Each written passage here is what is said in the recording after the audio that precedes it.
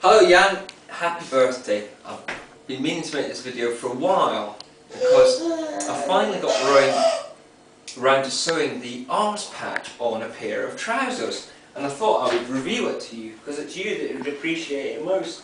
So look, arse on my arse. Fantastic. Just like to tell you a little bit about the trousers. These are my favourite pair of trousers. I bought them in Jigsaw about 15 years ago and they were rather expensive, but they have lasted very well. When I first bought them, they were a bit short. And they were also a little bit wide and they looked a little bit silly, so I didn't wear them very much. And then I realised that if I got them taken in, it wouldn't matter so much as them being short, and also they'd be better on the bike.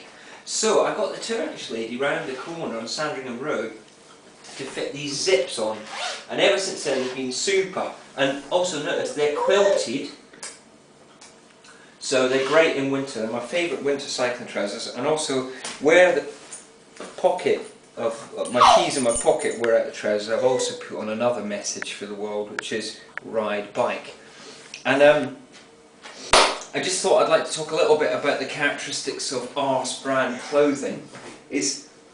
Should be a thing that's repairable, and something that's modifiable, so that we can reduce people's alienation from their clothing. Because the thing about factory-made clothing is that there's a whole lot of people in a factory making more clothing than they ever want to make in their life, and then a whole other bunch of people who are completely alienated from the process of making their own clothing. And that's, I think, tends to be avoided. It's anti-humanitarian, unhuman. So anyway, I can't say I've made any of these clothes myself, that's true, but it is an aspiration, and I think the modification of existing clothing is the first step into that. I didn't knit this jumper myself, for example, but I have taken some steps to get to the point where imagining knitting a woolly jumper is possible.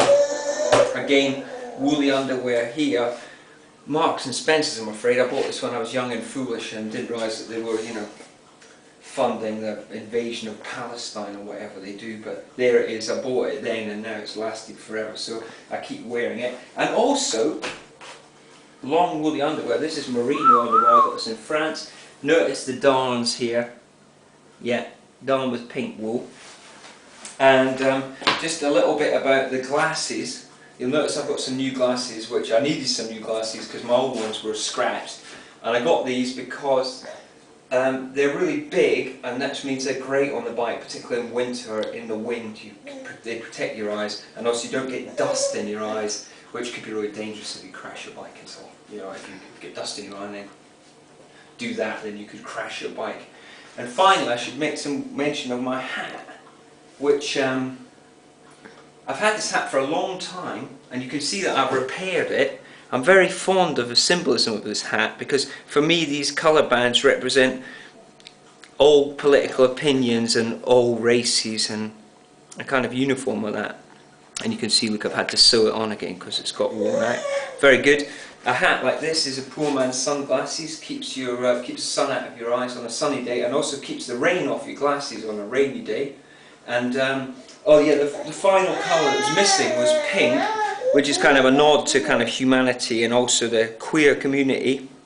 And you notice I've had to sew on I've sewn on a bit of pink wool here that's worn out, and so I've made a second piece that's more durable, and that just kind of hangs down on the back. It's my kind of nod to, I would like to be, I'm too kind of straight to grow a pigtail at the back, and I'll forget anyway, the hairdresser would cut it off or something. So I have that instead. It's my kind of symbolic pigtail. Anyway, I better get on with making the lunch now.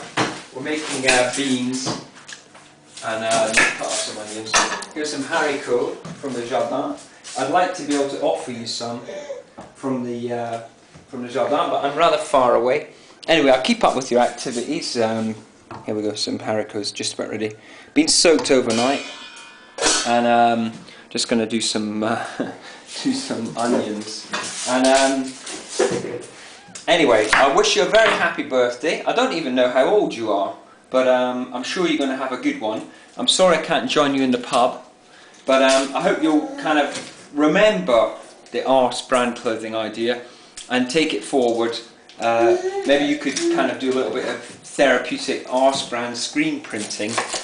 And also I've been thinking, you know, when you've got a hangover on Saturday morning, and also I've been thinking that it would be a good idea to get into embroidery, and then people could have more subtle kind of arse branding on their clothing. Like you could imagine like a little red Levi's tab with the font, but instead of saying Levi's it said arse, and you could supply that to people.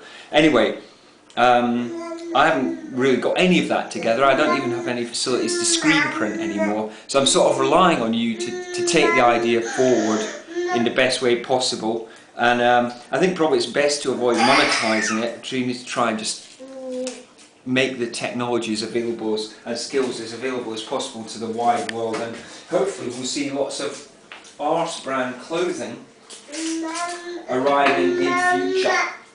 Okay, well, that's it. Happy birthday, and keep in touch, and have a good one, and hope to see you soon.